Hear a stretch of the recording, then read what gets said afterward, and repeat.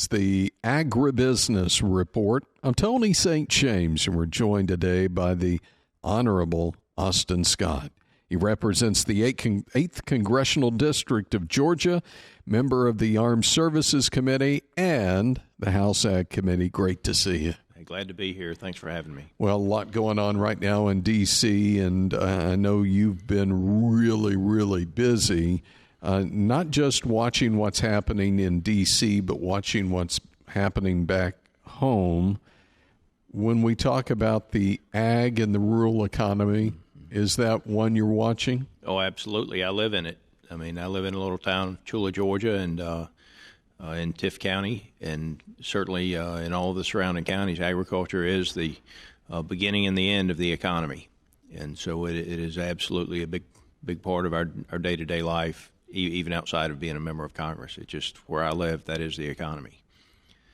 So, one of the things we're concerned about, increased cost of fuel, increased cost of trucking, the ability to get crates and the materials to move fruits and vegetables, just from the farm to the market. We've got sweet corn is bringing about $6 a box being 48 on the farm, and wholesale's still in a $12 to $13 level, but the delta between what the farmer's getting and what it's being sold for is being consumed. The transportation costs and other things are being taken out of the farmer side of the equation, and so that's one of the things we're very concerned about and watching. We're hearing that really across the board in other industries as well, tied to the ag industry, but whether you're talking beef or anything like that. I put some pork back on the shelf this past weekend, and it's amazing how far it's moved up and how fast it's moved up. And of course, most American consumers would assume that the farmer's doing pretty well with that, but the bottom line is they're not. Cotton prices are up. There's some things that are good. It's not all doom and gloom on the farm, but the farmer is not getting the increased cost that the consumer is paying at the grocery store. It's being eaten up in the supply chain after it leaves the farm.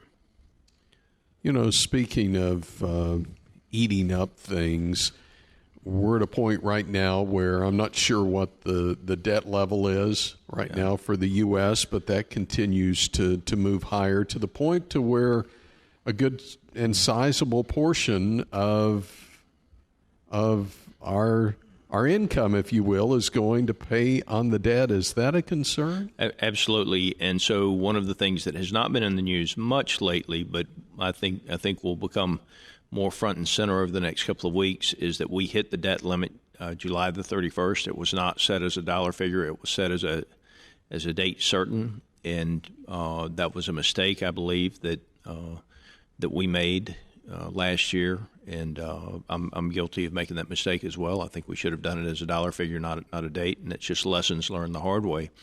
But when we get to July the 31st, I expect that the debt limit will move to somewhere around $28 trillion, and that's just disproportionate to where our economy is and what's in the best interest of future generations of Americans. And so a lot of debate will occur between now and July the 31st. You're hearing talk about the transportation bill, but the fact of the matter is the debt limit and what happens with regard to government funding for all of the agencies is a bigger deal right now than just the transportation and infrastructure legislation. Does this at all tie into the fact of some of our debt? I'm not sure how much of it is owned by other countries as well. Is there any concern there? There is concern there, and you don't want one country to have too much control over your financial future, and unfortunately, the more debt that you have out there, the more susceptible you are to that. Most of the time when people talk about that, they talk about the amount of U.S. debt that China controls and has purchased.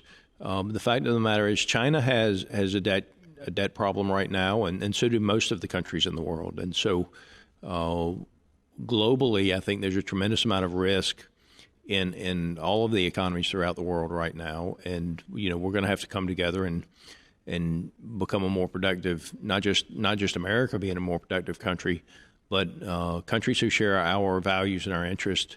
We have to collectively become more productive. Obviously, China has influence in